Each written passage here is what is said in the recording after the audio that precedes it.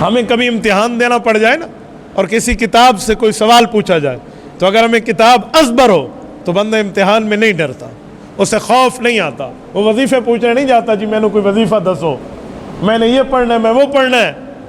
وہ کہتے ہیں جی اس کتاب کے اندر سے پوچھیں گے ہم بتائیں گے، کچھ بھی پوچھیں، میں نے اس کتاب سے پڑھ لیا، آپ پوچھیں مجھ سے۔ لیکن جس نے نہیں پڑھا ہوگا، جس نے محنت نہیں کی ہوگی، وہ پریشان ہو گئے، پتہ نہیں کوئی مشکل جگہ پوچھ لے جو میں نے پڑھی نہ ہو۔ تو بھائی قبر کا معاملہ بھی یہی ہے، ابھی وقت ہے، آنکھ کھلی ہوئی ہے، دل دھڑک رہا ہے، نبضیں چل رہی ہیں، سانسیں جاری ہیں، توبہ کی قبولیت کا فرشتہ آوازیں دے رہا ہے۔ رسول پاک نے فرمایا کب تک؟ فرمایا ان اللہ یقبل توبۃ العبد ما لم یغرغر، فرمایا جب تک روح نکل کے یہاں گلے تک نہ پہنچائے اس وقت تک توبہ کے لیے رب کی رحمت انتظار میں ہے۔ اور معافی مانگنے میں کیا حرج ہے؟ توبہ کرنے میں کیا حرج ہے؟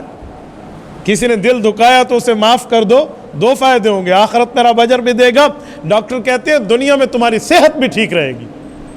کہا جس کے اندر انتقام لینے کا جذبہ رہتا ہے نا کہ میں یوں کروں گا، یوں کروں گا، یوں کروں گا، وہ سارا دن اسی میں مصروف رہتے ہیں، اس کی صحت بگڑتی ہے۔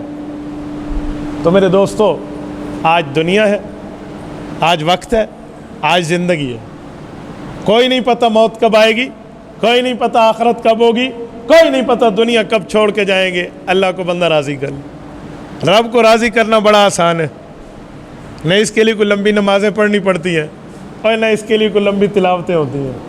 دل ایک بار کہہ دے نا سچے دل سے، آپ کا دل یہ کہہ لے کہ غلطی کی ہے اللہ معافی دے دے، رب معافی دے دیتے۔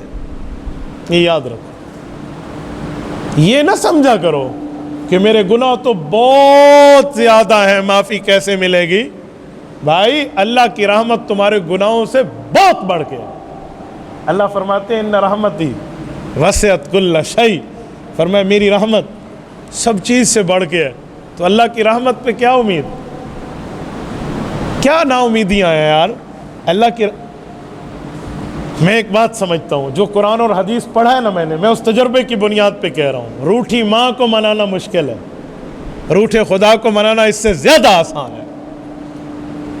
کیوں؟ ماں پھر بھی انسان ہے، انسان کی فطرت ہے، وہ طے کرتا ہے، پھر کرے گا پھر نہیں کرے گا، ایک بار پہلے بھی تو نے کیا پھر معافی مانگ، یہ انسان کی فطرت ہے۔ رب العزت کے ہاں یہ نہیں ہے، آپ ایک گناہ کی 70 بار بھی توبہ کر کے توڑ کے پھر توبہ کرو تو اللہ پچھلے گناہ کی توڑنے کی توبہ کا تانا نہیں دیتے، پہلے بھی توڑا تھا اب آ گیا، یہ اللہ کے ہاں نہیں ہے۔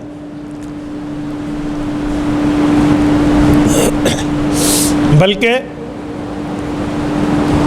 قرآن کریم کہتا ہے من یعمل سوءا، یہ آیت کسی نیکوکار کے لیے نہیں ہے، تہجد گزار کے لیے نہیں ہے، شب بیدار کے لیے نہیں ہے، یا ڈائریکٹ گناہ گار کے لیے، جس نے غلطیاں کر کر کے نا ہو سکتا ہے اتنی عمر گزر گئی ہو کہ سر میں سفیدی اتر آئی ہو سکتا ہے قبر میں ٹانگیں اتر گئی ہوں، یا ہو سکتا ہے ابھی جوان ہو لیکن گناہ گاری میں ہو، غفلت کی زندگی میں ہو، اللہ رب العزت کی ناراضگی کی زندگی میں ہو۔ یہ آیت اسے خطاب کر رہی ہے، من یعمل سوءا او یظلم نفسہ ثم یستغفر اللہ یجد اللہ غفور الرحیم۔ فرمایا من یعمل سوءا، دنیا میں کون ہے یار جس نے گناہ نہیں کیا، وہ کر لیا، او یظلم نفسہ، گناہ کر کے اپنی جانوں پر تو نقصان کیا ہے، گناہ بھی کر لیا، اپنی جان کو نقصان بھی کر لیا، پھر کیا ہوا؟ ثم یستغفر اللہ، پھر ایک بار دل میں یہ بات آئی کہ یار غلط کی،